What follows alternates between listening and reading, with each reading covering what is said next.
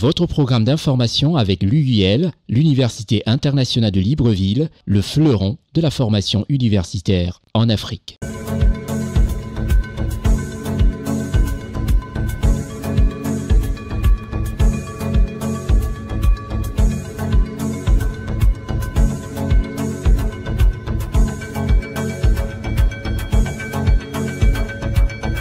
Madame, Messieurs, merci de nous recevoir chez vous. Merci d'être fidèles à notre programme Constika Week News qui est présenté toutes les semaines avec multiples rediffusions histoire de vous situer et de penser aux retardataires avec les différentes occupations que nous avons de nos jours. C'est pas tous les jours et à toute heure qu'on peut être face au petit écran pour regarder une émission qui nous informe sur les mouvements économiques et politiques du continent africain. Nous allons nous occuper du Bénin. Nous parlerons aussi du Burkina Faso. On ira faire un tour du côté du Gabon. Et le Gabon sera un peu mis en évidence dans ce programme, ainsi que la Côte d'Ivoire, bien sûr, où l'actualité est vraiment dense. On fera un tour du côté, comme je disais, de la Côte d'Ivoire, du Tchad. On parlera aussi d'un pays dont on n'a pas souvent l'habitude, parce que c'est un pays d'expression portugaise. C'est la Guinée-Bissau. On ira faire un tour de ce côté-là. Et nous allons aussi donner la parole dans le grand format aux Ivoiriens, histoire de leur dire un tout petit peu chers compatriotes, parlez au président de la République de Côte d'Ivoire, son Excellence Alassane Ouattara. On y reviendra, c'est une émission très dense et très riche. Je suis Constieka. J'ai failli oublier le pays de la Teranga, le Sénégal, qui sera aussi à l'honneur dans cette émission. Mais tout de suite, toute l'équipe de rédaction de C-Web Info et de CNN Télévision, toute cette équipe a décidé d'accorder et d'ouvrir ce programme par un joyeux anniversaire. Un joyeux anniversaire, pourquoi? Parce que le 3 mars 1975 naissait un homme. Et cet homme a été pratiquement mis en avant au cours du renouveau du côté du Gabon. Et en cette année 2025, précisément le 3 mars, il fête ses 50 ans de vie sur Terre. Lui, c'est le président Brice Clotaire Oligui Nguema, à qui toute l'équipe de Ciné de C-Web Info, par ma voix, souhaite joyeux anniversaire, Monsieur le Président.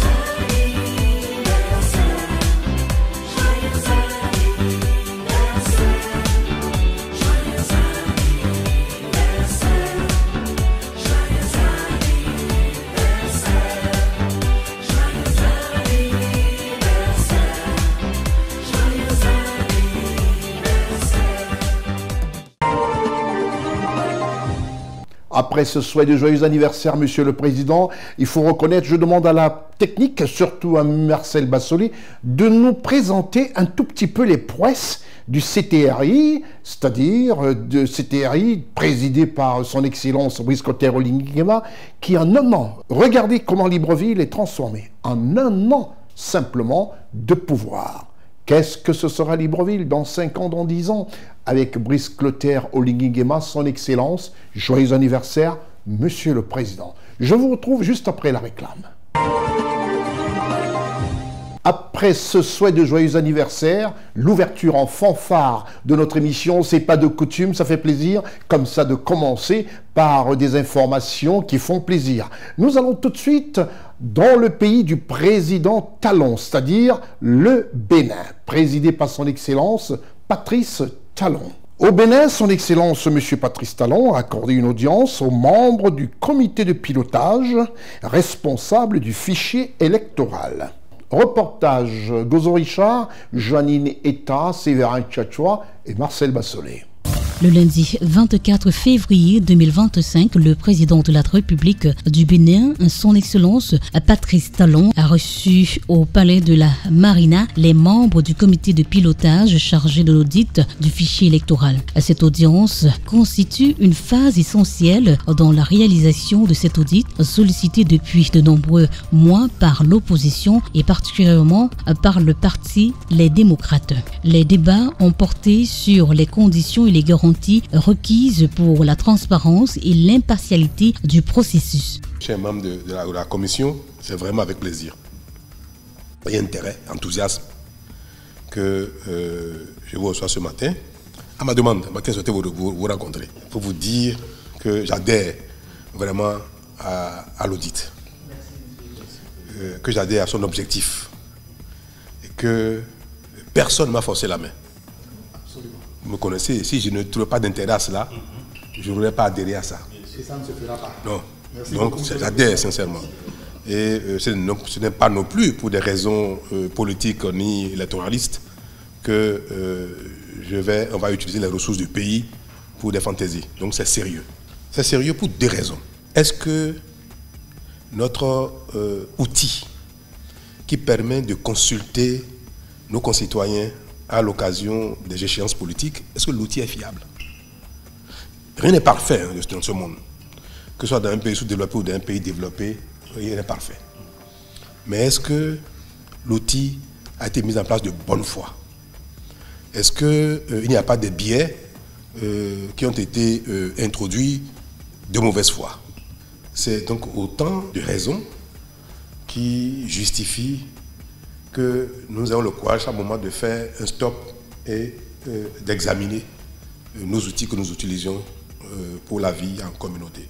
Monsieur Jean-Baptiste Elias, qui préside le comité de pilotage de l'audit du fichier électoral, a quant à lui exposé au président de la République l'origine de l'audit du fichier électoral. L'idée de l'audit du fichier électoral vient de votre serviteur qui vous parle.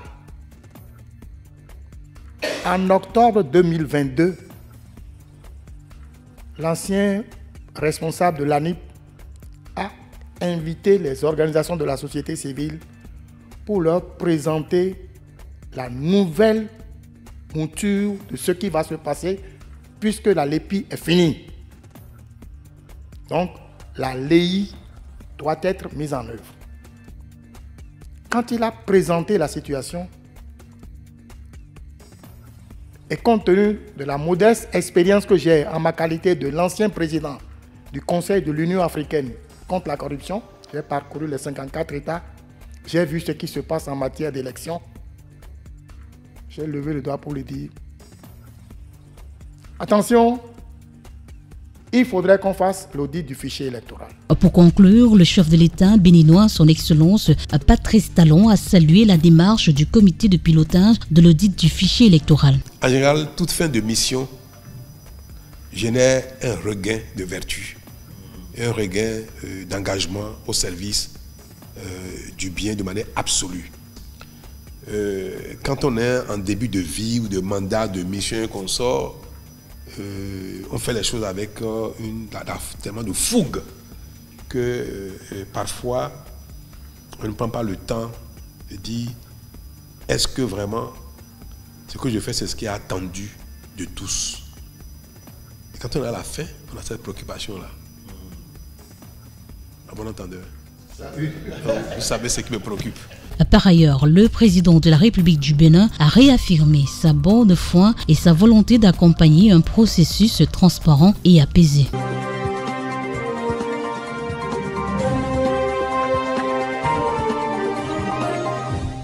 Nous quittons le Bénin pour le Burkina Faso, ce pays de l'AES qui, malheureusement pour certains, a quitté la CEDEAO, mais c'est un pays frère, c'est l'Afrique. C'est l'Afrique dans toute sa diversité. La visite d'amitié et de travail du chef de l'État tchadien, le maréchal Mahamat Idriss Déby Itno, à Ouagadougou, a retenu toute l'attention de CNN et de CWeb Info, par la voix de Janine Etta, Gozo Richard, Séverin Tchatchoua et à la réalisation Marcel Bassolé. Le président de la République du Tchad, le maréchal Mahamat Idriss Déby Itno, est arrivé à Ouagadougou répondant à l'invitation de son homologue burkinabé, le capitaine Ibrahim Traoré, pour une visite d'amitié et de travail marquée par l'ouverture de la 29e édition du Festival panafricain du cinéma et de la télévision de Ouagadougou, FESPACO, où le Tchad est pays invité d'honneur. À son arrivée, le président de la République a été accueilli avec les honneurs dus à son rang par le président de transition du Burkina Faso, le capitaine Ibrahim Traoré, accompagné de plusieurs hautes autorités du pays.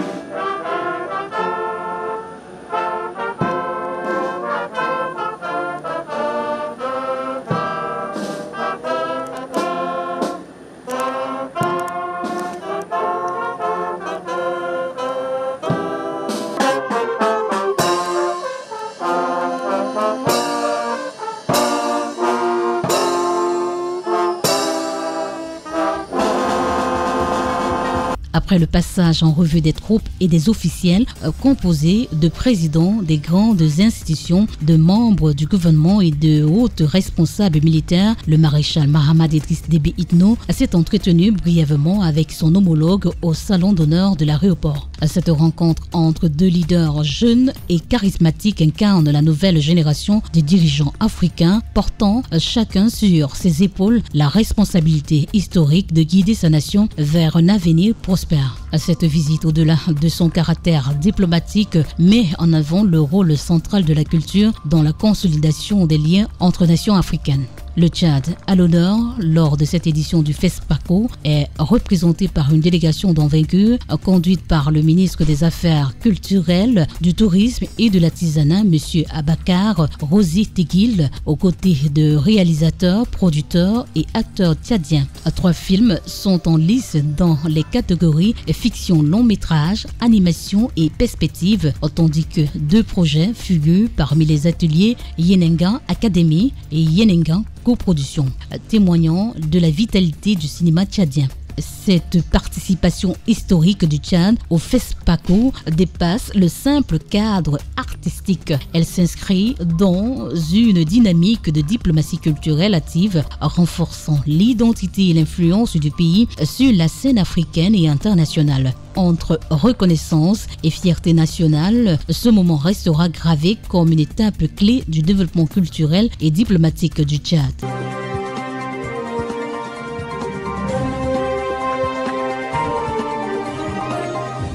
Nous restons toujours au Burkina Faso, ce pays de l'AES, présidé par décret, ça il faut le dire, par décret du Burkina Faso, Monsieur Son Excellence Ibrahim Traoré. Et au Burkina Faso, le président Mahamat Idriss Déby Itno a rendu un hommage mérité à la mémoire de Thomas Sankara. Reportage Gozo Richard, Janine Etta, Séverin Tchatchoua et Marcel Bassolé.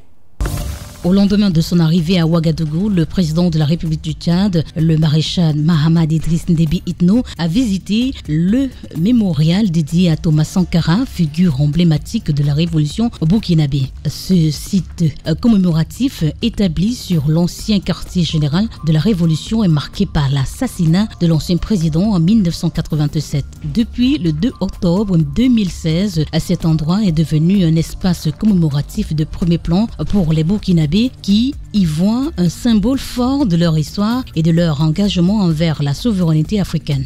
Un lieu vénéré par les Burkinabés qui suscite simultanément admiration, respect et enthousiasme à la perspective de cette visite hors du commun. Dans cette lancée, je dirais, d'un autre ordre mondial, le président tchadien vient au Burkina. C'est la première fois que nous vivons cela. Et surtout qu'il va poser ses pieds au mémorial Thomas Sankara. C'est vraiment une fierté. En mettant les pieds sur ce lieu, riche en histoire, le maréchal Mahamad Idriss Déby Itno se distingue comme le premier président en fonction à y faire une visite. Ce geste hautement symbolique reflète son respect et son adhésion aux principes défendus par Thomas Sankara. Avec cet hommage, il réitère son dévouement pour l'émancipation et l'autonomie du continent africain, se positionnant ainsi en accord avec les principes du leader panafricaniste. Le chef de l'État tchadien, le maréchal Mahamad Idriss Déby Itno, a été reçu par le premier ministre du Burkina Faso, Rintalba Jean-Emmanuel Ouedraogo, et a reçu la bénédiction de Touré Daouda, un ancien camarade de Sankara qui était très touché par cette visite. Ce dernier a salué la mémoire de ceux qui ont œuvré pour la libération et le progrès du continent, faisant le lien entre l'engagement du maréchal Mahamad Idriss Déby Itno et celui de Sankara dans la lutte pour une Afrique autonome et prospère. Le président de la transition du Tchad a ensuite observé une minute de silence, déposé une gèbe de fleurs et parcouru les différentes installations du mémorial sous la conduite de Luc Damiba, secrétaire général du comité international du mémorial. Il a découvert la statue en bronze massif de Sankara, les panneaux informatifs ainsi que la salle où l'ancien président burkinabé a été assassiné. Bayala Innotep, l'un des guides du site, a expliqué que ce mémorial ne se limite pas à un lieu de recueillement, mais constitue un repère essentiel pour les générations futures. Là où le sang de Sankara a été versé, ce sang 38 ans après a suffisamment fertilisé la terre et apte à faire pousser de nouvelles générations de Sankara. Là où Sankara a été tué, là où il a été brutalement arrêté dans son élan d'émancipation du peuple africain, pour nous, c'est là où il faut le ressusciter. La construction du mémorial se poursuit et représente un projet architectural d'envergure confié à Diébedo Francis Kéré, premier Africain à avoir remporté le prestigieux prix Friskin d'architecture. Le projet se trouve dans la première phase.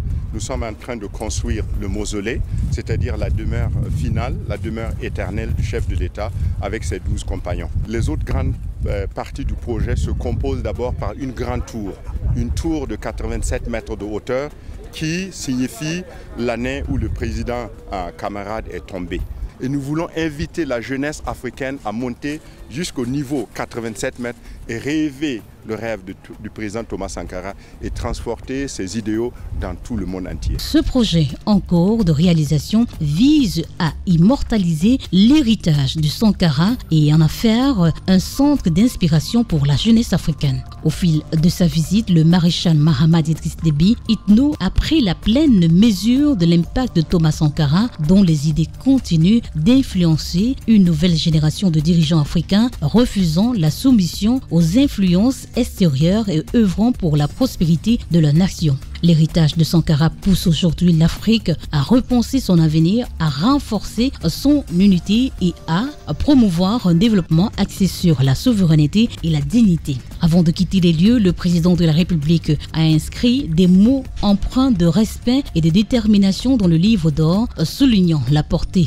intemporelle des idées de Sankara dans le combat actuel pour l'indépendance et l'autonomie des peuples africains. En rendant hommage à Thomas Sankara, maréchal Mahamad Idriss Déby Itno adresse un message fort à la jeunesse africaine, croire en son potentiel, revendiquer son indépendance et bâtir un avenir fondé sur la dignité et la souveraineté. En l'instar de Sankara, en son temps, il fait de l'audace un moteur et de la souveraineté une priorité, démontrant que l'Afrique peut se tenir droite, indépendante et aux commandes de son avenir.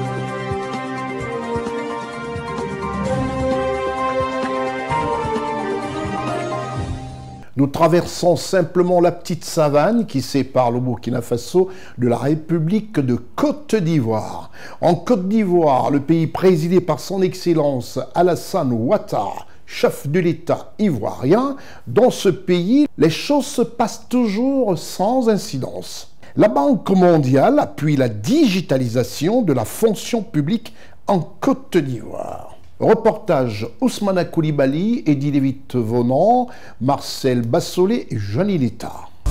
Une délégation de la Banque mondiale, en collaboration avec le ministère de la Transition numérique et de la digitalisation de Côte d'Ivoire, a rencontré Madame Anne-Désirée Ouloto, ministre d'État, ministre de la Fonction publique et de la modernisation de l'administration. La rencontre s'inscrit dans le cadre du projet d'accélération digitale de la République de Côte d'Ivoire. Il y a entre autres pour but de consolider les bases de l'écosystème numérique et d'améliorer la prestation des services publics aux usagers.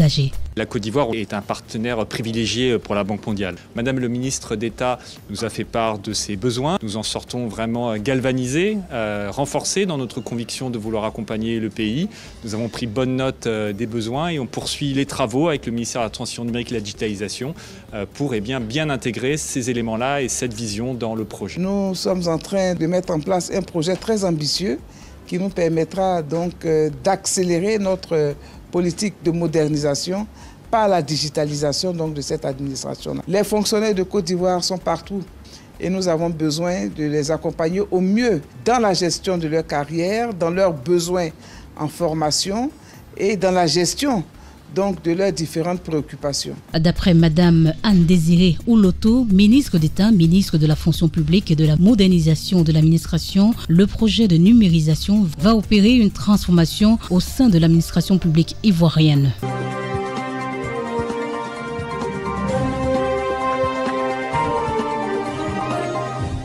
Nous restons toujours en Côte d'Ivoire, ce pays présidé par son Excellence Alassane Ouattara, chef de l'État ivoirien, avec pour vice-président de la République M. Thiemoko Melet Kone. C'est pratiquement de ces activités dont nous allons vous faire part. Son Excellence M. Thiemoko Melet Kone, vice-président de la République de Côte d'Ivoire, a procédé à l'ouverture du sommet Renew PAC. Reportage Ousmana Koulibaly, Eddie Lévite-Vonan, Marcel Bassolé et Janine Etta. M. Thiemoko Melet Kone, vice-président de la République de la Côte d'Ivoire, a ouvert le sommet Renew PAC le 24 février 2025 dans un hôtel de la place à Abidjan. C'est la troisième rencontre de ce pays qui rassemble pour cette édition sur les bords de la lagune Ébrié plus de 300 personnalités politiques et leaders d'opinion ainsi que des parlementaires libéraux et démocrates venus d'Afrique, d'Europe, du Pacifique et des Caraïbes. L'objectif étant de promouvoir la coopération entre les forces libérales et démocrates à l'échelle mondiale. L'Afrique, avec ses abondantes ressources naturelles, sa jeunesse et son potentiel entrepreneurial, est un moteur de croissance mondiale qui ne demande qu'à être pleinement exploité.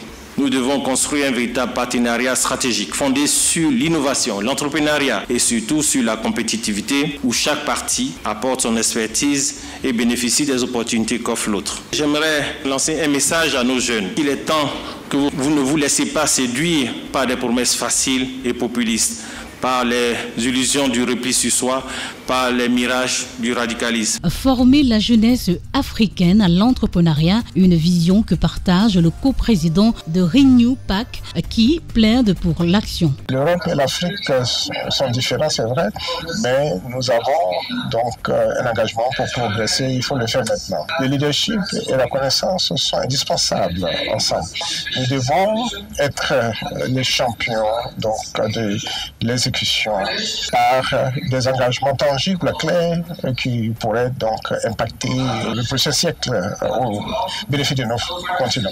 S'il vous plaît, aidons-nous ensemble, dirigeons ensemble et bâtissons ensemble. À contrer l'avancée du populisme, lutter contre la corruption, renforcer l'état de droit et préserver les libertés fondamentales. Selon M.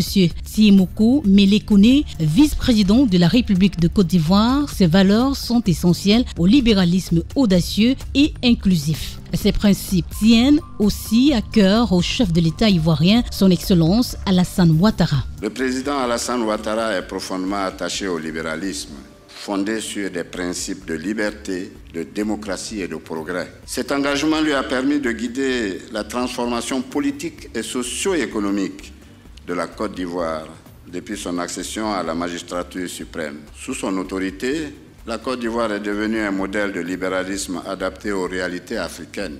La dynamique de l'économie ivoirienne, caractérisée par une croissance forte, un développement des infrastructures et une amélioration significative des conditions de vie des populations, démontre que les principes libéraux peuvent être un puissant moteur de développement. Nous devons opposer la force de nos valeurs pour surmonter les obstacles qui se dressent devant nous. Nous devons rester unis autour de notre credo commun, à savoir la primauté des libertés individuelles, une économie de marché régulée par l'état de droit et la conviction que la coopération internationale reste notre meilleure arme contre les crises. C'est pourquoi l'Europe, l'Afrique, les Caraïbes et le Pacifique doivent montrer la voie d'une coopération renouvelée pour constituer une véritable alliance stratégique fondée sur des intérêts mutuels. Des partenaires qui avancent, améliorant la compétitivité. Le 3e sommet de la communauté libérale internationale a pour thème Union européenne, Afrique pour une croissance durable. Cet événement est co-organisé par le RHDP et la fondation Friedrich Neumann.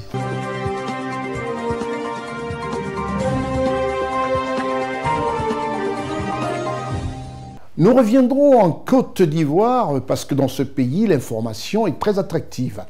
Et quand on fait de la télévision, un média qui coûte, qui est très coûteux, il faudrait toujours rêver avoir des partenaires comme ça qui vous apportent leur soutien. Et quand ces partenaires sont présents et regardent ce que vous faites pour le plaisir des populations, c'est toujours méritant pour toute la grande équipe de CNN et de CWeb Info qui travaille et qui attend et toujours est là à regarder si vraiment les concernés jettent un coup d'œil dans ce problème de rémunération qui concerne la vie de la société, donc de la chaîne de télévision.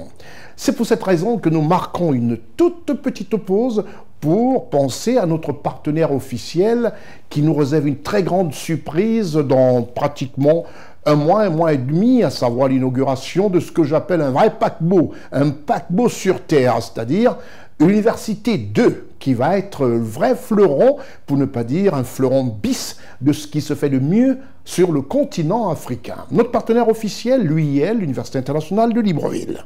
L'Université internationale de Libreville, reconnue d'utilité publique grâce à son partenariat avec l'État, est un établissement privé d'enseignement supérieur à vocation scientifique et technologique composé, entre autres, de l'École polytechnique de Libreville, de la Faculté de droit et des sciences politiques, de l'Institut international de recherche biomédicale et biotechnologie, de l'Institut supérieur de gestion et d'économie appliquée, et de l'École de médecine et de pharmacie. Son ouverture sur le monde du fait de ses partenariats avec les prestigieuses universités et institutions internationales lui permettent de s'arrimer à plusieurs systèmes de formation et de délivrer des diplômes reconnus. DUT, licence, ingénieur, master recherche et professionnel, exécutive MBA, doctorat. Venez vous former à l'exécutive MBA de l'UQAM Canada au métier de l'économie, gestion, du droit et de la science politique de l'industrie médicale et pharmaceutique. Devenez technicien supérieur ou ingénieur à l'Université internationale de Libreville, le fleuron de la formation universitaire en Afrique.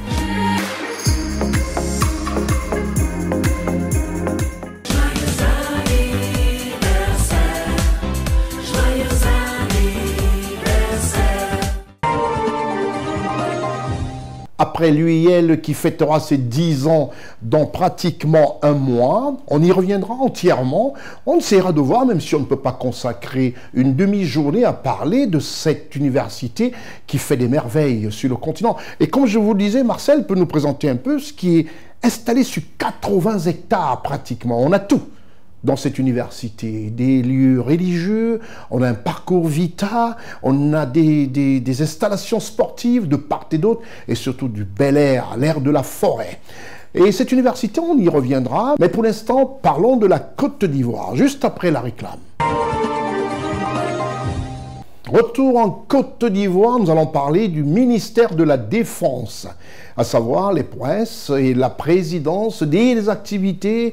La semaine dernière, c'était le 43e BIMA, enfin, bref, tout ce qui touche le ministère de la Défense que dirige de main de maître le ministre d'État, M. Téné Birahima Ouattara. Le ministre d'État, ministre de la Défense de Côte d'Ivoire, M. Téné Birahima Ouattara, a inauguré l'hôtel des armées.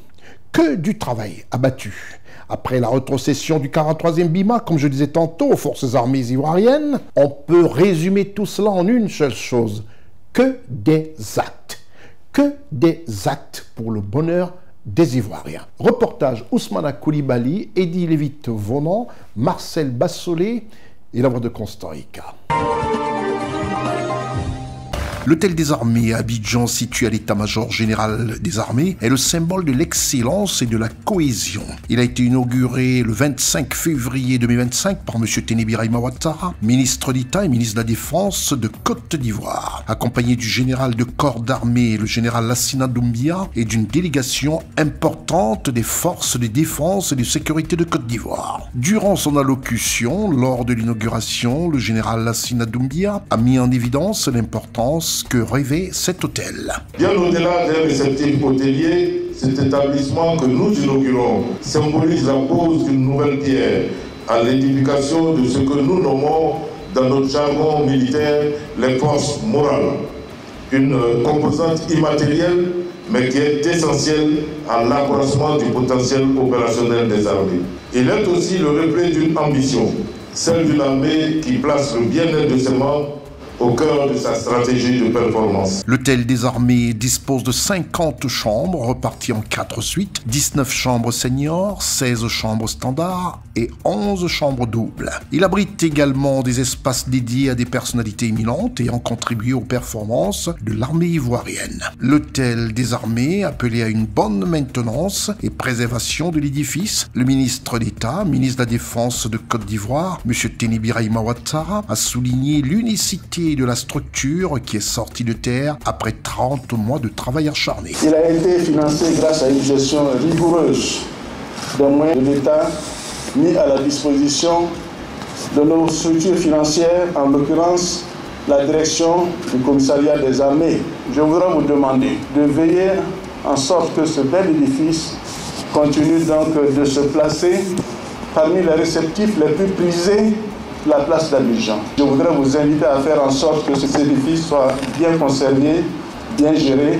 Ceci va de l'honneur des armées. L'hôtel des armées d'Abidjan est équipé de toute la technologie multimédia de pointe, d'une salle de fitness et accessible au grand public.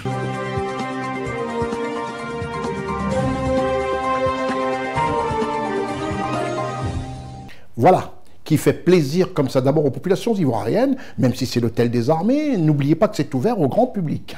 Et ça fait plaisir à notre corps d'armée, surtout de savoir que le ministre d'État, ministre de la Défense, est au fait de penser toujours au bonheur des Ivoiriens. Rien que le travail. Moins d'expression, moins de parler, surtout des actes. Et des actes visibles par tous. Je vous retrouve juste après la réclame. Nous quittons la Côte d'Ivoire pour la République tchadienne. Au Tchad, ce pays présidé par son Excellence le maréchal Mahamat Idriss Déby Itno, et dans ce pays, le président de la République, Mahamat Idriss Déby Itno, a reçu M. Yvon Sanabangui, gouverneur de la Banque des États de l'Afrique centrale, en sigle la BEAC. Reportage Jeannie Letta, Gozo Richard, Séverin Tchatchoua et Marcel Bassolé. Le président de la République du Tchad, le maréchal Mahamad Idriss Déby Itno, a accordé une audience à M. Yvon Sama Bangui, gouverneur de la Banque des États de l'Afrique centrale. M. Yvon Sama Bangui est venu présenter au chef de l'État tchadien la toute nouvelle série de pièces de monnaie qui sera mise en circulation dès le mois d'avril 2025 dans les 6 États membres de la CEMA, à savoir le Cameroun, le Congo, le Gabon, la Guinée équatoriale, la République centrafricaine et le Tchad. À quelques mois avant cette étape, le gouverneur de la BEAC, M. Yvon Sama Bangui, a bien voulu réserver cette primeur aux 6 chefs d'État de la CEMAC. Le 24 février au palais Toumaï, en présence du ministre d'État, ministre des Finances, du Budget, de l'Économie, du Plan et de la Coopération internationale, M. Taï Hamid Nguilin, ainsi que de ses collaborateurs les plus proches, le gouverneur de la BEAC, M. Yvon Sama Bangui, a eu l'occasion de dévoiler les échantillons des nouvelles pièces de monnaie au président de la République du Tchad. Le maréchal Mahamad Idriss Déby Itno, cela inclut des pièces de 1, 2, 10, 25, 50, 100, 200 et 500 francs CFA dont l'émission aidera certainement à résoudre le déficit monétaire observé ces derniers temps dans diverses opérations.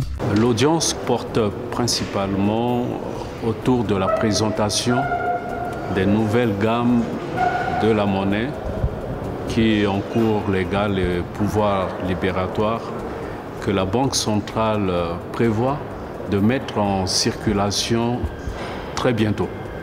Les métaux et les alliages qui ont été utilisés dans cette nouvelle gamme vont permettre à garantir sa sécurité par rapport, comme vous le savez, l'exportation des pièces de 100 francs que nous avons connues dans la zone. Pour les exportateurs, du fait que les métaux et les alliages ont une valeur marchande beaucoup plus élevée que la valeur même des pièces.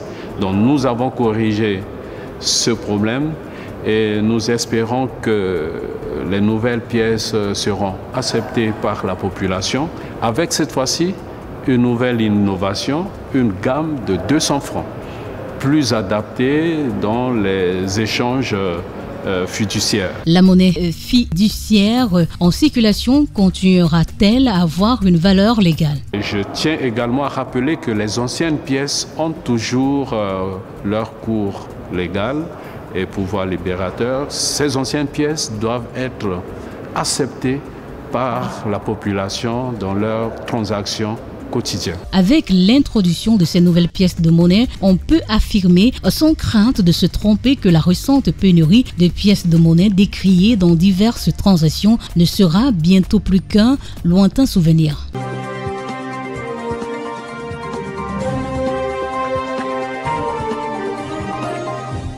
Qu'est-ce que ça fait plaisir pour nous autres Africains de voir des gouvernements des pays entretenus comme ça et réussir à convoquer des conseils des ministres au moins une fois par mois, si ce n'est dans le cas d'espèce de la Côte d'Ivoire qui a un roulement bimensuel. Nous allons tout simplement aller du côté de la Teranga, ce pays présidé par son Excellence Bassirou Diomaye Diakhar Faye. Au Sénégal, le Conseil des ministres du gouvernement de la République du Sénégal. Ce Conseil des ministres qui s'est tenu le 19 février 2025, présidé par son Excellence M. Bassirou Diomaye Diakhar Faye, a été un moment de prise de conscience et surtout de compte rendu de la ligne directive donnée aux différents ministres. Et ce compte rendu du Conseil des ministres de la République du Sénégal que présidait le chef de l'État, son Excellence Bassirou Diomaye Diakhar Faye, vous êtes ici rendu par la voix de Janine Eta, avec la belle précision technique sonore de Séverin Tchatchoua, Gozo Richard, Marcel Bassolé. Le chef de l'État sénégalais, son Excellence M. Bassirou Diomaye Diakhar Faye, a présidé le mercredi 19 février 2025 la réunion hebdomadaire du Conseil des ministres au Palais de la République. À l'entame de sa communication, le président de la République a adressé ses condoléances les plus attristées au khalife général des Mourides et à la communauté musulmane suite au rappel à Dieu du Khalife général des Baye Fall, Serigne Amdi Modou Mbenda Fall, et de Serigne Moustapha Saliou Mbacké, fils du défunt Khalife général des Mourides, Serigne Saliou Mbacké. Le président de la République prend des décisions fortes pour redresser et moderniser la gestion des finances publiques. Après l'audit réalisé par la Cour des comptes, il est impératif d'agir vite et bien. Le chef de l'État exige un plan d'action clair et rigoureux pour redonner crédibilité et efficacité au système budgétaire et financier du pays. Il charge le Premier ministre de lui soumettre un calendrier précis pour appliquer les recommandations de l'audit. Un programme spécial de maîtrise des dépenses publiques doit aussi être proposé en tenant compte des réalités économiques et sociales et en s'inscrivant dans la vision Sénégal 2050. Dans cette dynamique, une nouvelle réglementation encadrera l'émission des emprunts de l'État et la gestion de la dette publique. Le ministre des Finances et celui de l'Économie doivent proposer, sous la coordination du Premier ministre, un décret sur les emprunts de l'État ainsi qu'un cadre organisationnel modernisé. Le gouvernement est aussi appelé à accélérer la digitalisation des systèmes économiques et financiers, à garantir la fiabilité des informations budgétaires et à mieux planifier les investissements publics. Autant de réformes qui visent une gestion plus transparente et performante. Mais cette transformation ne se fera pas sans dialogue. Le président veut des concertations inclusives avec les syndicats, le secteur privé et toutes les forces vives de la nation.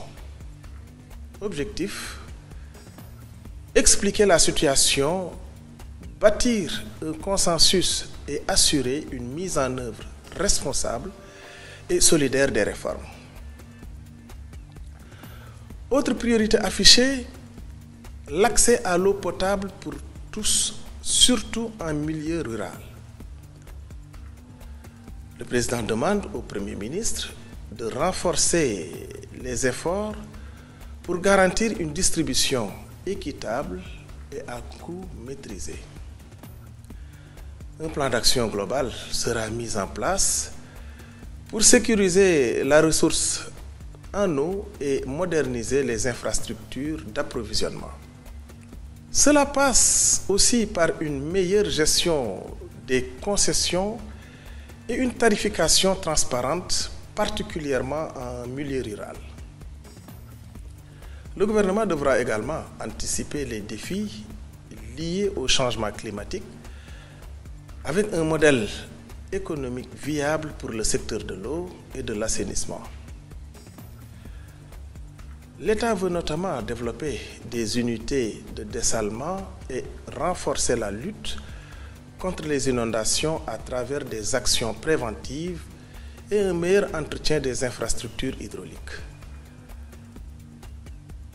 Sur la scène internationale, le président a récemment représenté le Sénégal au 38e sommet de l'Union africaine en Éthiopie. Il y a plaidé pour une Afrique plus souveraine et un financement renforcé des projets prioritaires du continent.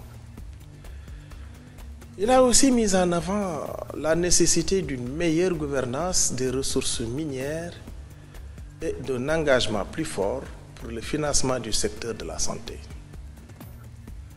Enfin, le président a participé aux célébrations de l'indépendance de la Gambie, réaffirmant ainsi les liens de solidarité et de coopération entre les deux nations.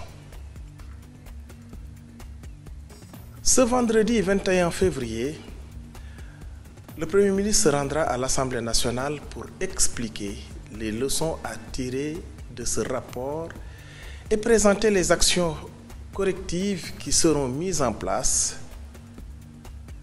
Et parmi les priorités, mieux contrôler les dépenses publiques, réduire le train de vie de l'État et garantir une gestion plus transparente et éthique des finances.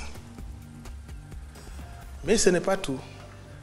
Le Premier ministre prévoit également une grande rencontre avec les partenaires sociaux le 27 février.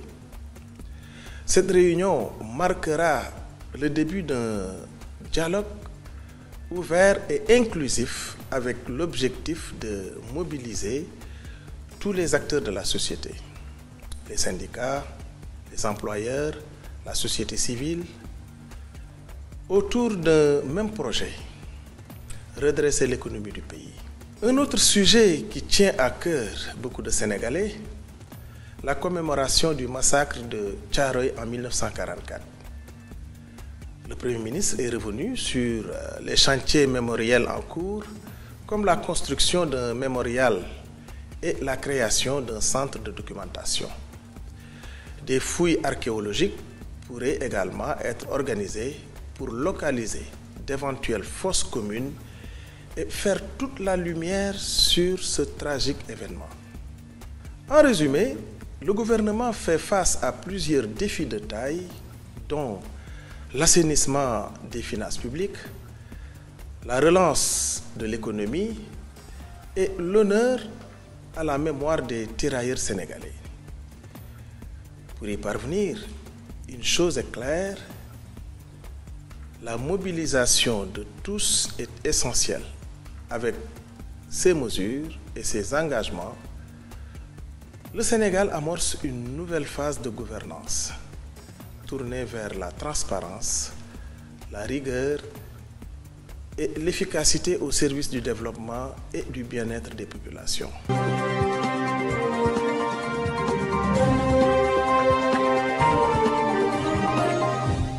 Nous allons quitter le Sénégal, le pays de la Teranga. On va quitter l'Afrique de l'Ouest et encore faire un saut en Afrique centrale. Et en Afrique centrale, un petit pays par sa superficie, mais qui a décidé de se détacher pratiquement depuis un an et présidé par son Excellence M. Brice Clotaire Oligui Nguema, va encore retenir notre attention dans un instant. Mais pour l'heure, un clin d'œil à notre partenaire officiel, l'UIL. L'Université internationale de Libreville, reconnue d'utilité publique grâce à son partenariat avec l'État, est un établissement privé d'enseignement supérieur à vocation scientifique et technologique composé, entre autres, de l'École polytechnique de Libreville, de la Faculté de droit et des sciences politiques, de l'Institut international de recherche biomédicale et biotechnologie, de l'Institut supérieur de gestion et d'économie appliquée, et de l'École de médecine et de pharmacie. Son ouverture sur le monde du fait de ses partenariats avec les prestigieuses universités et institutions internationales lui permettent de s'arrimer à plusieurs systèmes de formation et de délivrer des diplômes reconnus. DUT, licence, ingénieur, master recherche et professionnel, exécutive MBA, doctorat. Venez vous former à l'exécutive MBA de l'UQAM Canada au métier de l'économie, gestion, du droit et de la science politique de l'industrie médicale et pharmaceutique. Devenez technicien supérieur ou ingénieur à l'Université internationale de Libreville, le fleuron de la formation universitaire en Afrique.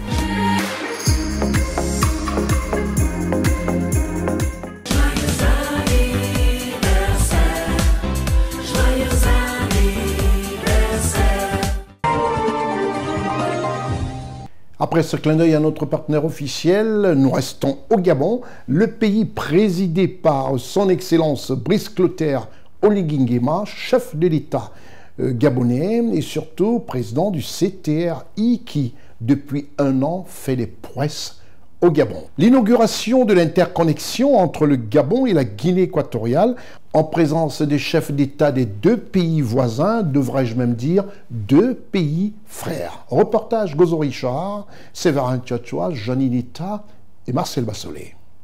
C'est l'un des gestes d'intégration les plus significatifs qui se concrétisent entre le Gabon et la Guinée équatoriale. La rencontre entre les deux présidents constitue le premier pas de cette journée dédiée à la célébration et aux échanges fraternels autour du projet d'interconnexion électrique Gabon-Guinée équatoriale qui a donné place à une grande manifestation à la frontière entre les deux pays en présence des deux chefs d'État, son Excellence le général Brice Clotaire Oligui Nguema et son Excellence Théodoro Obiang Nguema Bazogo. En tant qu'un originaire de Bitam et de la province du Rolentem et plus précisément du Gabon, je suis très fier de ce projet. Enfin, c'est un projet porteur qui arrange la population gabonaise en général et la population rolentemoise en particulier. Le deuxième acte a eu lieu dans la zone frontalière en accord avec l'esprit d'unité qui prévaut entre ces deux nations et leurs deux peuples voisins. Le projet d'interconnexion électrique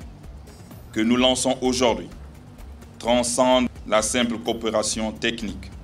Il symbolise parfaitement cette fraternité agissante qui caractérise nos relations bilatérales et illustre notre engagement commun pour une intégration sous-régionale, concrète, profitable à nos populations.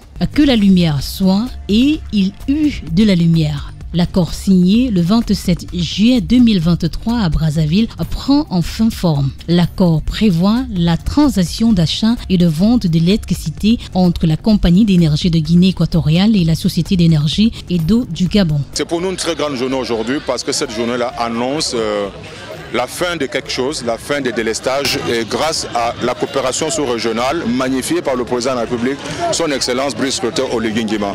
On a assisté, nous qui sommes originaires du Septentrion, notamment du district de Moyotier, nous sommes très heureux par cette réalisation parce que vous savez, le courant est comme la route. Les deux éléments entre nos développements. Et nous sommes dans l'ère du développement, comme l'a dit le président hier, lors de l'audience qu'il a bien voulu nous accorder. L'acte ultime de cette journée, symbole de la coopération renforcée des liens historiques entre les deux pays, se déroule en terre gabonaise. Ce projet transfrontalier d'interconnexion marque un pas décisif vers le renforcement de l'intégration régionale, particulièrement dans ce secteur stratégique de l'énergie. Pour assurer la sécurité énergétique à ces deux peuples qui ont une même histoire et un ovni commun. Le point culminant de cette journée qui symbolise le renforcement des liens historiques entre les deux nations a eu lieu en terre gabonaise. Ce projet d'interconnexion transfrontalière marque une étape décisive vers l'amélioration de l'intégration régionale, notamment dans ce secteur crucial qu'est celui de l'énergie, pour garantir la sûreté énergétique de ces deux pays, de ces deux populations partageant une histoire commune et un objet volant non identifié semblable.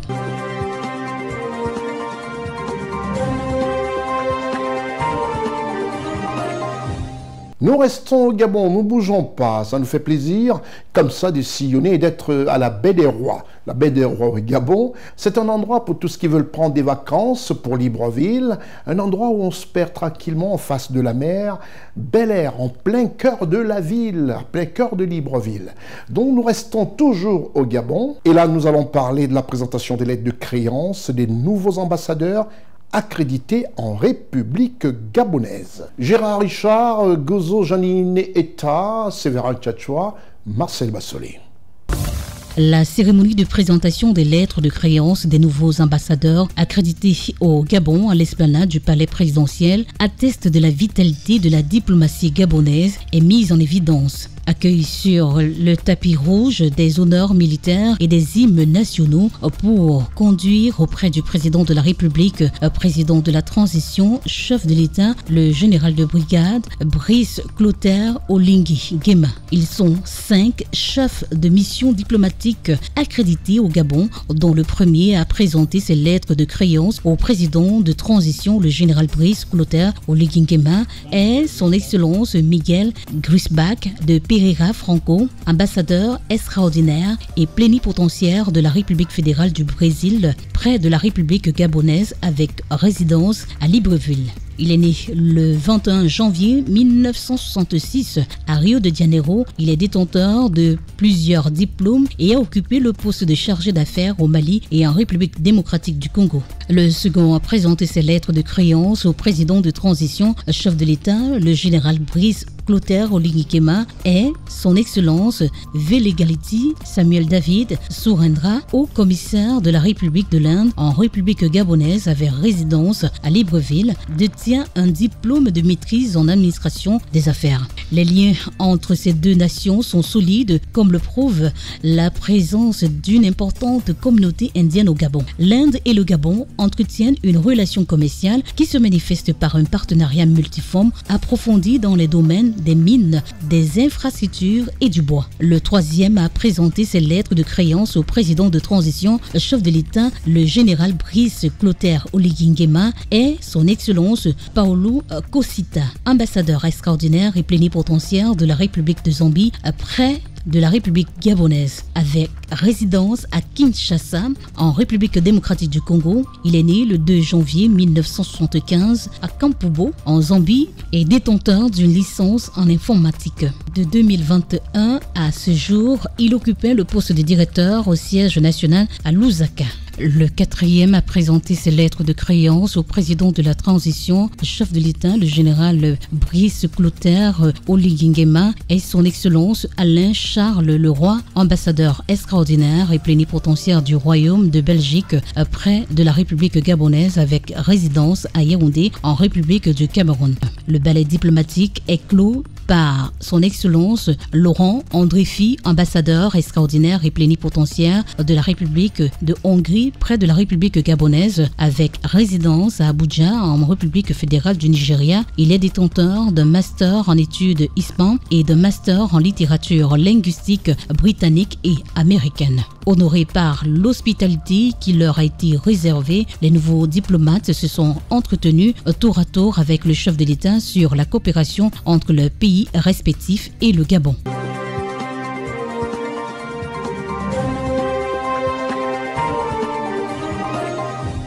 L'équipe de rédaction de CNN, de CWeb Info, a décidé simplement de vous présenter un autre pays, comme c'est devenu de coutume dans notre programme.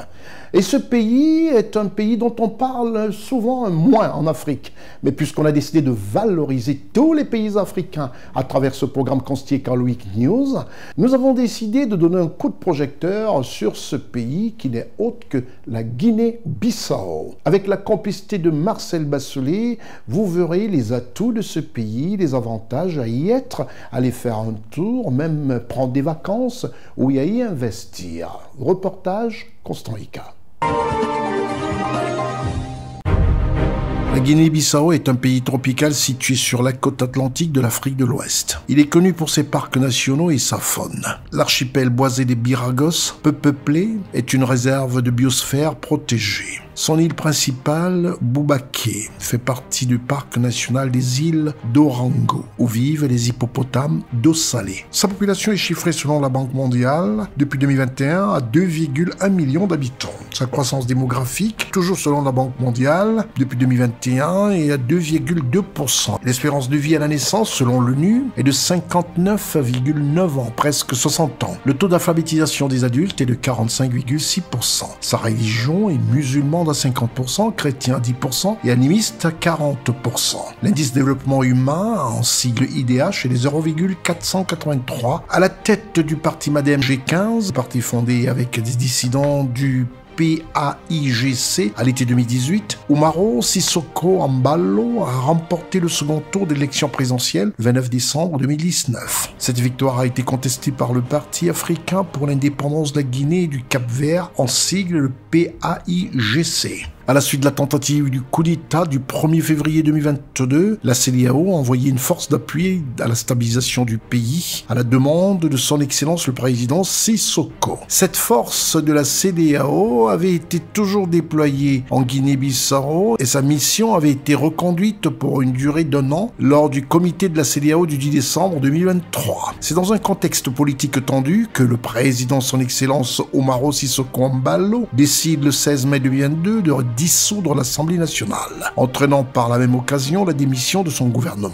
Les élections législatives qui auraient dû se tenir en décembre 2022 n'ont finalement eu lieu qu'au mois de juin 2023, alors que le madame G15 du président Sissoko était favori. C'est le parti historique du PAIGC en sigle, mené par Domingos Simoes Pereira, qui a formé la coalition en sigle PAI avec des petits partis qui l'emportent avec une majorité absolue, 54 voix sur 102 sièges. Ainsi, en août 2023, Geraldo Martins, en sigle du PAIGC, est nommé Premier ministre d'un gouvernement de cohabitation, alors que M. Pereira, à la tête de l'opposition, est nommé président de l'Assemblée nationale. La Guinée-Bissau est indépendante depuis le 24 septembre 1973 et longtemps restée isolée en raison de son alignement sur l'URSS. Elle fut néanmoins membre fondateur de la CEDEAO en 1975 et de l'Union africaine en 2000 et adhéré au traité de l'Union économique et monétaire ouest-africaine en sigle UMOA en 1997. La Guinée-Bissau est également membre de la communauté des États sahélo-sahariens en sigle CENSAD, de l'Organisation internationale de la francophonie en sigle l'OIF et de la communauté des pays de langue portugaise en sigle CPLP. Le président Sissoko a orienté la politique étrangère de la Guinée-Bissau vers la recherche de nouveaux partenariats et a effectué de nombreuses visites à l'étranger depuis son élection. Il s'est notamment rendu en France en octobre 2021 où il a été reçu par le président de la République. Le président Sissoko s'attache par ailleurs à faire entendre la voix de son pays au sein de la CEDEAO, dont il a été président de la conférence des chefs d'État du 4 juillet 2022 au 8 juillet 2023. Avec 2 millions d'habitants et un produit intérieur brut en sigle PIB estimé à 1,7 million de dollars US en 2022, la Guinée-Bissau présente des indicateurs socio-économiques parmi les plus faibles au monde, à savoir qu'elle est classée 177e sur 191, selon le dernier classement de l'indice de développement humain IDH en sigle du PNUD. L'économie bissau-guinéenne est extrêmement vulnérable aux variations des cours et de la production de la noix de cajou, autour de 150 000 tonnes, qui représentent 80% des exportations du pays, principalement à destination de l'Inde. Le secteur agricole représente près de 35% du produit intérieur brut en sigle PIB, dont 10% attribuables directement à la stricte filière en ACAD et qui représente 20% des recettes budgétaires. Par ailleurs, le très important potentiel halieutique reste encore largement inexploité. La Guinée-Bissau présente également un potentiel minier dans la bauxite et le phosphate, sans que des projets d'exploitation ne soient réellement actifs à ce stade. C'est ainsi que l'industrie ne représente qu'autour de 15% du produit intérieur brut en sigle PIB. Les services constitueraient, eux, un peu plus de la moitié du PIB du pays. Après s'être établi à 1,5% en 2020, le taux de croissance du produit intérieur brut en sigle PIB a enregistré un important rebond à 6,4% en 2021, selon les données du Fonds monétaire international en sigle FMI, en raison d'une augmentation de la production de noix de cajou, d'investissements publics dans les infrastructures essentielles financées par l'extérieur, de la levée progressive des restrictions et de l'amélioration de la confiance des entreprises qui dynamisent les investissements privés. En 2022, le taux de croissance a ralenti pour s'établir à 3,5%, affecté par des exportations de noix de cajou moins importantes qu'anticipées, ainsi que par les conséquences de la guerre d'Ukraine, avec la hausse des prix de denrées et de l'énergie. À moyen terme, la Guinée-Bissau devrait atteindre 4,5% de croissance, qui devrait stabiliser aux alentours de 5% par an, en moyenne sur la période 2024-2027. La Guinée-Bissau a pour capitale Bissau, la devise est le franc CFA, les langues officielles sont le portugais et le portugais de la Guinée-Bissau. Sa superficie est de 36 125 km², son gouvernement est une république d'État unitaire avec un régime semi-présidentiel, sa population est estimée à 2,151 millions d'habitants depuis les indices de la Banque mondiale en 2023, le nom officiel est la République de Guinée-Bissau, les villes principales sont Bafata, Gabou, Cacheux. La langue la plus parlée, c'est le créole. La fête nationale est fixée tous les 24 septembre de chaque année. Son président n'est autre que son Excellence, M.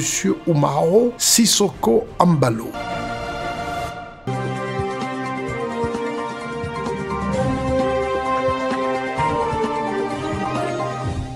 Voilà. L'Afrique est belle, l'Afrique est grande, l'Afrique a des potentialités. Mieux connaître tous nos États africains, c'est ce que nous essayons de faire à travers ce programme. Montrer surtout les atouts économiques et les atouts touristiques de différents pays. Retour en Côte d'Ivoire, je parlais tantôt du collègue de Ousmane Coulibaly. Il a fait ses prouesses, vous avez vu comment est-ce qu'il filme, comment est-ce que c'est monté. Ça, c'est CNN Cameroun. Nous arrivons en Côte d'Ivoire. Oui, ce territoire est mené de main de maître par Ousmane Coulibaly dans les reportages spéciaux, surtout tout reportage politique, économique, assisté de Eddy Lévite-Vaunant. Et là, nous allons parler du Conseil des ministres de la République de Côte d'Ivoire. Le Conseil des ministres de la République de Côte d'Ivoire, présidé par son Excellence M. Alassane Ouattara, chef de l'État de Côte d'Ivoire, en présence du vice-président de la République, M. Tiemoko Mele-Kone, et du Premier ministre de la République de Côte d'Ivoire, M. Robert Begré-Mambé. Sur le terrain, à la présence de la République de Côte d'Ivoire, l'équipe de reportages spéciaux dirigée par Ousmane Coulibaly, avec toujours l'œil avisé et l'assistant permanent Eddy Lévite-Vaunant, la voix de Constant Eka et Marcel Bassolé.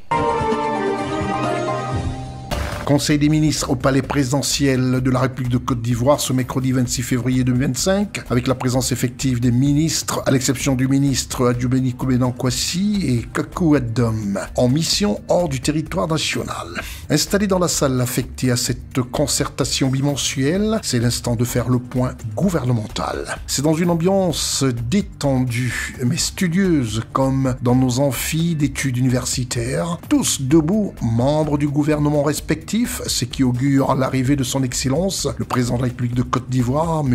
Alassane Ouattara, qui dans une forme olympique a toujours un petit mot pour chacun. 2 heures d'horloge ont été nécessaires et auront suffi pour ce huis clos, pour passer en revue la santé de la République de Côte d'Ivoire. C'est à 13 heures qu'a pris fin ce Conseil de ministres, laissant place au point de presse qui a porté sur la libre expression de la presse nationale et internationale, dont CNN et C-Web Info, présente au Palais de la République de Côte d'Ivoire, accorde cet instant de questions-réponses du porte-parole du gouvernement qui ne fait abstraction d'aucun sujet, non sans préciser qu'en Côte d'Ivoire, il existe bel et bien la liberté d'expression. Dans une transparence inégalée sous d'autres cieux, le ministre de la Communication, M. Amadou Coulibaly, porte-parole du gouvernement de Côte d'Ivoire, a fait un compte rendu du Conseil des ministres qui a porté sur 29 points, dont 17 mesures générales, comprenant un projet de loi et 16 projets de décret. Et cette communication ont bouclé ce Conseil des ministres.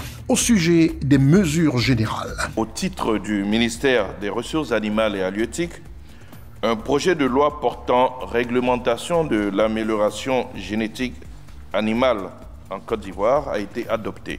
Au titre du ministère d'État, ministère de la fonction publique et de la modernisation de l'administration, le Conseil a adopté 2 décrets.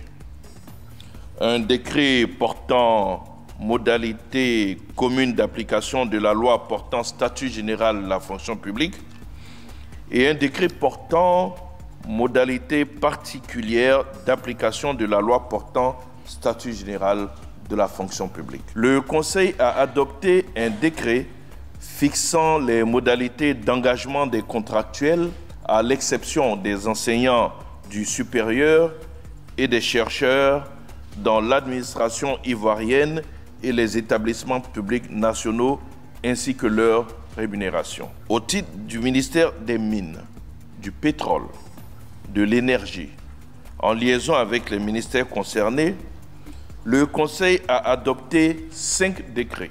Au titre du ministère des Affaires étrangères, de l'intégration africaine et des Ivoiriens de l'extérieur, et cela en liaison avec les ministères concernés, le Conseil a adopté 2 décrets. un décret portant ratification de la Convention numéro 189 sur les travailleuses et les travailleurs domestiques, adopté en juin 2011. Au titre du ministère de la Construction, du Logement et de l'Urbanisme, et cela en liaison avec les ministères concernés, le Conseil a adopté 2 décrets. Un décret portant déclaration d'utilité publique du périmètre du projet d'aménagement et de construction de la zone logistique et industrielle de Boaké, initié par le gouvernement pour soutenir la dynamique de développement socio-économique de cette commune. Au titre du ministère du Patrimoine, du portefeuille de l'État et des entreprises publiques et en liaison avec les ministères concernés, le Conseil a adopté un décret portant procédure spéciale de délivrance de l'arrêté de l'affectation des biens immobiliers de l'État. Au titre du ministère du Tourisme et des Loisirs, en liaison avec les ministères concernés, le Conseil a adopté un décret portant approbation de la convention de concession pour la réalisation, l'exploitation et la maintenance d'un village touristique dénommé Serena Village. Au titre du ministère du Commerce, de l'Industrie, en liaison avec les ministères concernés, le Conseil a adopté un décret instituant une attestation d'importation de certaines marchandises rattachées à des branches d'activité et des corps de métier de l'artisanat. Au sujet des mesures individuelles, le Conseil a adopté 6 décrets portant nomination d'ambassadeurs extraordinaires et plénipotentiaires de la République de Côte d'Ivoire à l'étranger. Au sujet des communications, au titre du Premier ministre, chef du gouvernement, ministre des Sports et du Cadre de vie, le Conseil a adopté une communication relative au bilan de la mise en œuvre à fin 2024 des activités de la feuille de route du gouvernement qui, il faut le rappeler, comprend 742 activités relatives aux projets majeurs et 256 activités liées aux principales réformes prévues dans divers secteurs. Au titre du ministère des Affaires étrangères, de l'intégration africaine et des Ivoiriens de l'extérieur, en liaison avec les ministères concernés, le Conseil a adopté 2 communications. Au titre du ministère de la Construction,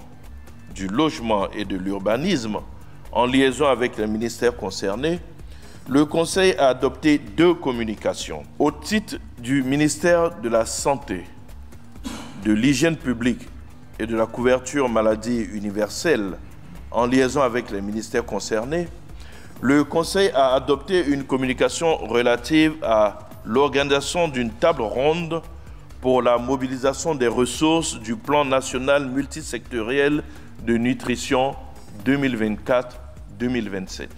Au titre du ministère de la Transition numérique, de la digitalisation, en liaison avec les ministères concernés, et c'est la dernière communication qui a été adoptée au cours de ce Conseil, le Conseil a adopté une communication relative à la participation de la Côte d'Ivoire au sommet pour l'action sur l'intelligence artificielle tenu du 10 au 11 février 2025 à Paris, en France. C'est alors que la presse nationale et internationale, dont CNN et C-Web Info, se sont rendus compte de ce travail abattu par le gouvernement de la République de Côte d'Ivoire, avec à son premier chef le président de la République, son Excellence Alassane Ouattara. Et comme toujours, toutes les questions ont fusé, même les plus perturbantes, dont ceux émanant de l'actualité sur les réseaux sociaux. À ces questions, le ministre de la Communication, porte-parole du gouvernement de la République de Côte d'Ivoire, a répondu sans embâche que la ACA, la Haute Autorité de la Communication Audiovisuelle, a pris les mesures idoines pour recadrer tout cela dans le respect de la liberté d'expression en vigueur en Côte d'Ivoire. Et le porte-parole a précisé que le gouvernement de la République de Côte d'Ivoire est plus soucieux du bonheur des Ivoiriens. Prochain Conseil des ministres, mercredi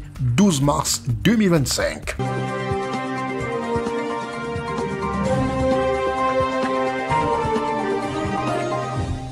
Ah, qu'est-ce que ça fait plaisir, surtout de voir un président et un gouvernement qui travaillent. quand on sait que le Conseil des ministres est toujours un moment âpre de travail et surtout de points, de visibilité, d'une vision, et cette vision qui n'est autre que celle du président Alassane Ouattara, on est toujours heureux de voir toutes les ressources énergétiques qu'a le président de la République qui, une fois le Conseil des ministres terminé, reçoit en audience une haute personnalité d'une organisation internationale.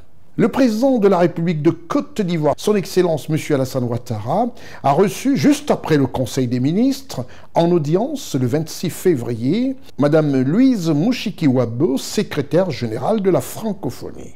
Et dans un geste appelé par les Japonais d'une gymkhana, le reporter spécial de CNN, Ousmane Coulibaly, a été obligé de faire un saut réglage de caméra et prise de son complète du Conseil des ministres et directement de cette audience accordée par le président de la République de Côte d'Ivoire. Le chef de l'État ivoirien, président de la République de Côte d'Ivoire, son Excellence Alassane Ouattara, a reçu et accordé une audience au palais présidentiel de la République de Côte d'Ivoire à Mme Louise Mushikiwabo, secrétaire générale de la francophonie. Le mercredi 26 février 2025, juste après le Conseil des ministres. Selon Mme Mushikiwabo, les échanges avec le chef de l'État ivoirien ont porté sur les relations entre l'Organisation internationale de la francophonie et la Côte d'Ivoire, un pays clé et un pilier de la dite organisation. À ce stade, il a été question de faire le bilan de la mise en application des résolutions issues du dernier sommet de la francophonie auquel a participé le président Alassane Ouattara. Le thème était innovation, créativité et entrepreneuriat. Nous sommes aujourd'hui, après le dernier sommet, la mise en application des conclusions dont certaines conclusions qui concernent la mise en place de systèmes pour renforcer l'innovation. Le thème du sommet ayant été innovation, créativité et entrepreneuriat, et particulièrement l'innovation dans le domaine culturel dont la ministre chargée de la francophonie est aussi chargée des aspects culturels. Et donc l'échange aujourd'hui concernait surtout la part de la Côte d'Ivoire aujourd'hui, à plusieurs années maintenant, de la réforme et de la transformation de notre organisation sur des sujets prioritaires, y compris la partie numérique de la culture, où nous voulons que la Côte d'Ivoire soit beaucoup plus impliquée. Les échanges entre le président de la République de Côte d'Ivoire, son Excellence Alassane Ouattara, et Mme Mushikiwabo incluaient également la situation sociopolitique dans la sous-région. Chaque fois qu'on rencontre un chef d'État, on ne peut pas ne pas parler de politique. Nous avons aussi échangé sur la situation régionale. Vous savez que cette région de l'Afrique de l'Ouest compte plusieurs membres de notre organisation et nous avons donc également échangé quelques points de vue sur la relation entre notre organisation et la région. Il est important de mentionner que ce sommet de la francophonie qui s'est tenu en France a été l'occasion de réfléchir sur le rôle que joue l'Organisation internationale de la francophonie dans la gestion des crises sociopolitiques. Il est à noter que le ministre directeur de cabinet du président de la République de Côte d'Ivoire, M. Fidel Sarasoro, et la ministre de la Culture et de la Francophonie, Mme Françoise Romac, ont pris part à cette rencontre.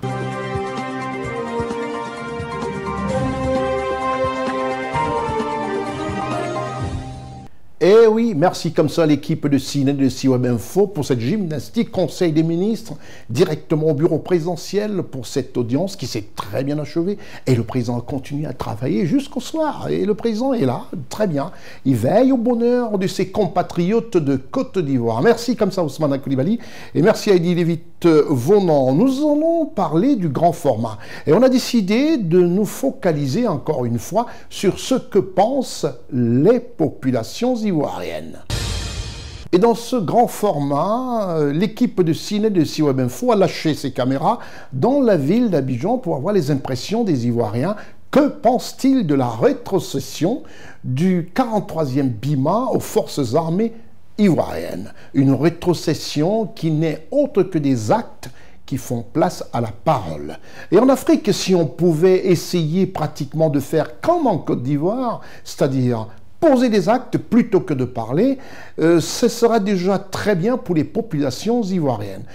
Ousmane Coulibaly et Edith Lévy-Vaughan ont tendu leur micro comme ça dans Abidjan pour avoir les impressions des Ivoiriens. Que pensent-ils? C'est l'heure de notre grand format.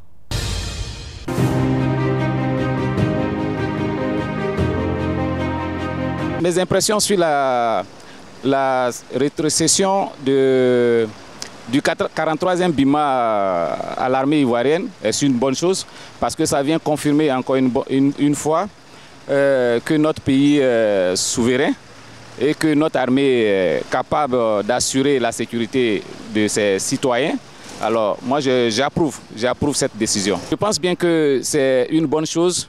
Depuis la cession au pouvoir de Monsieur le Président de la République, Son Excellence Monsieur Alassane Ouattara, nous avons constaté, tous Ivoiriens que nous sommes, qu'il y a eu la calmie et puis la tranquillité, la paix, la sécurité surtout pour tous les Ivoiriens et les étrangers qui vivent en Côte d'Ivoire. Voilà, moi je suis un opérateur économique. J'ai constaté moi-même que maintenant les va-et-vient sont tranquilles, c'est sécurisé et nous avons la paix.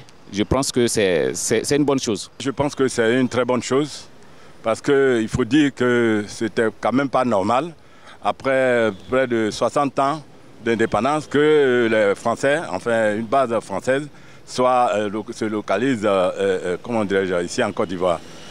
Donc c'est une très bonne chose. En Afrique ici, enfin il n'y a pas en Europe un pays africain qui a une base militaire dans ces pays. C'est vrai qu'on a été colonisé par la France, mais je crois que la colonisation doit prendre fin. Après près de 60 ans d'indépendance, ça doit prendre fin. Merci au président Alassane Ouattara pour ses gestes, parce que c'est quelque chose qu'on attendait certainement depuis longtemps.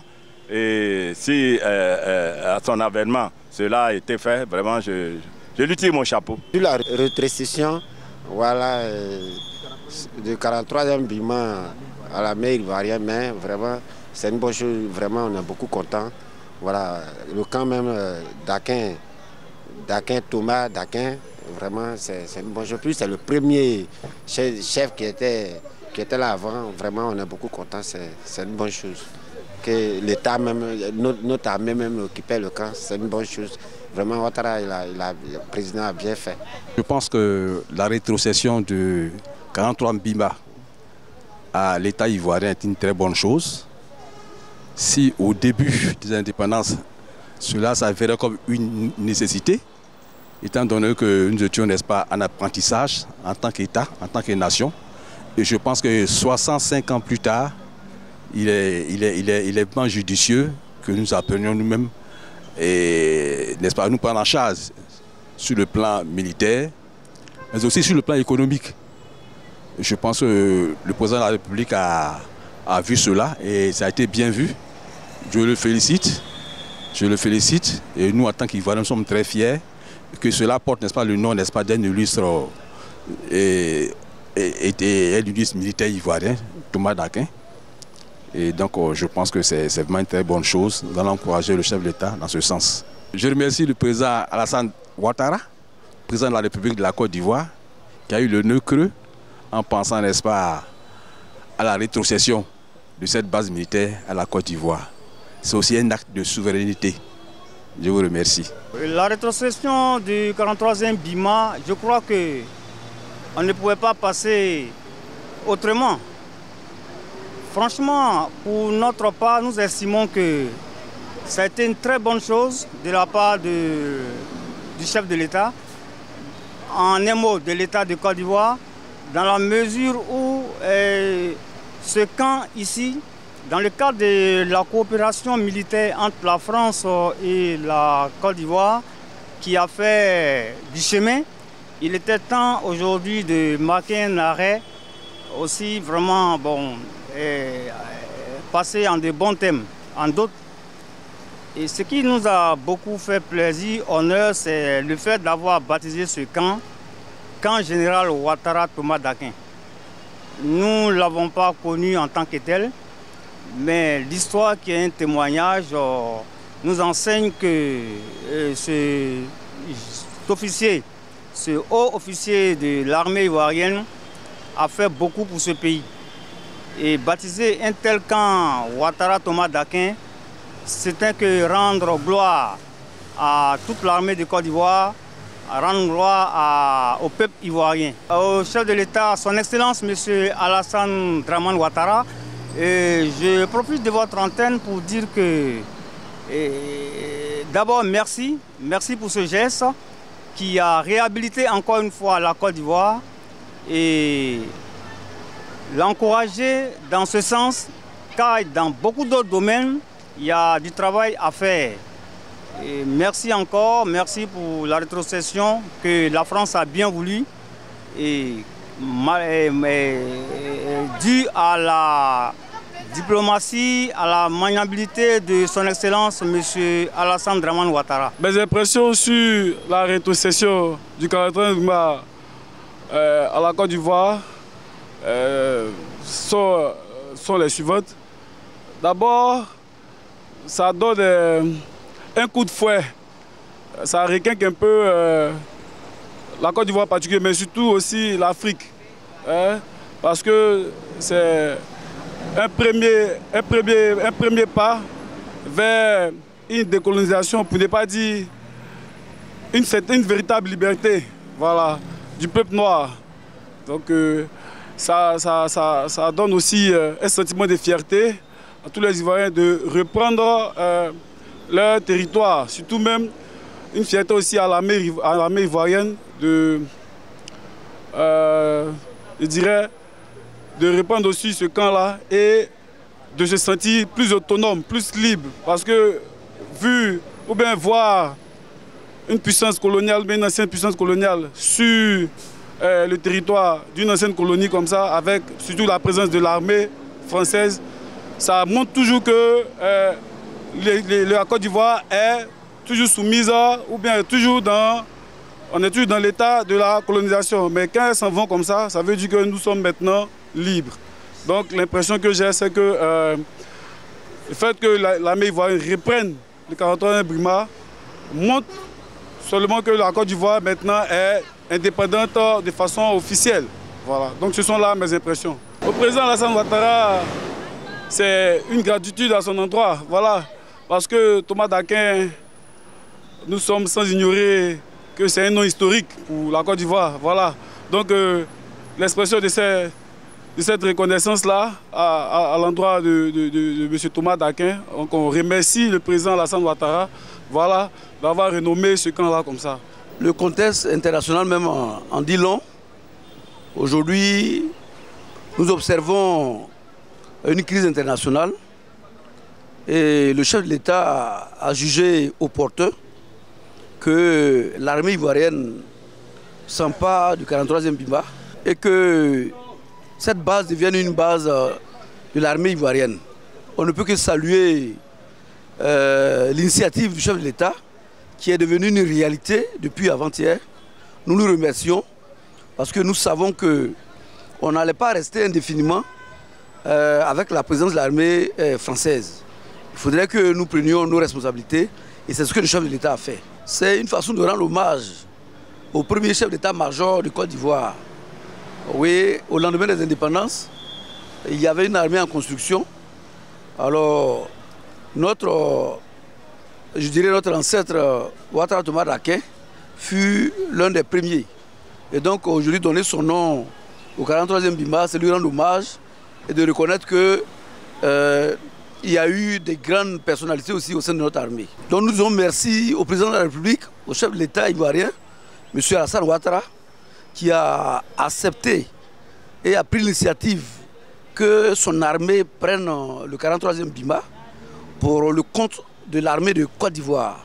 Nous lui disons grand merci. Concernant la rétrocession, je trouve que c'est une bonne chose. Ça s'est passé pacifiquement même. C'est ce que nous avons souhaité. Beaucoup de gens parlent de souveraineté. Bon, si cette souveraineté est acquise entièrement, sans heurts, Je crois que c'est une bonne chose. Il n'y a pas eu de problème, il n'y a pas eu de palabre comme on dit. Donc moi, j'adhère et je suis partant. Le président Alassane Ouattara, je crois qu'il a eu une très bonne mémoire parce que personne ne s'attendait à ce qu'on donne ce nom-là à l'établissement 43e BIMA. Mais il a eu vraiment une grande intelligence. Ça a été un acte de reconnaissance et vraiment nous sommes contents. Je pense que mes impressions sur le 43e BIMA, c'est que c'est une très bonne chose. Vraiment, le 43e BIMA qui a rétrocédé vraiment à la Côte d'Ivoire, c'est fantastique ça. On n'aurait jamais cru que cela puisse se faire.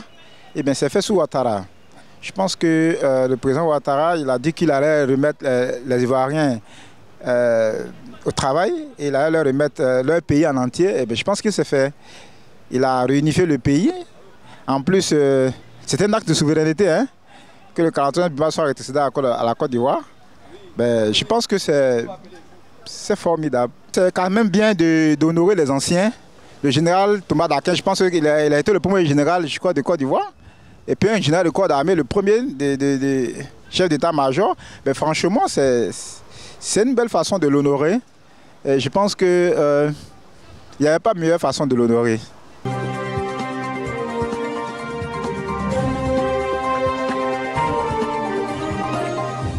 C'est terminé pour ce programme Constieka Week News, qui est ce programme d'information politique, économique, et qui vous permet aussi de voir et de comprendre mieux le continent africain. C'était votre programme d'information avec l'UIL, l'Université internationale de Libreville, le fleuron de la formation universitaire en Afrique. Restez sur votre petit écran, vous pouvez suivre la rediffusion sur cnntv.ci et aussi n'oubliez pas que l'information est diffusée, multi-rediffusée sur CWeb Info en permanence, sur CWeb Info, pour vous donner toutes les tendances de cette Afrique qui bouge et qui bouge positivement pour des générations actuelles ainsi que pour des générations futures. Je suis Constieka. Au revoir.